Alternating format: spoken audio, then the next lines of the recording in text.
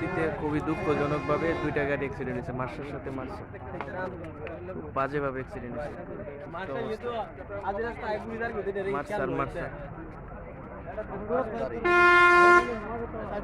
এদিকে একটা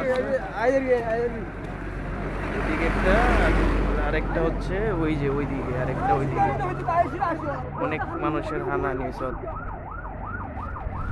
মার্সা গাড়ির সাথে মার্সা গাড়ির অ্যাক্সিডেন্ট, কি একটা অবস্থা। হ্যাঁ না, গাড়ি ওইখানে রাইকে আসছে।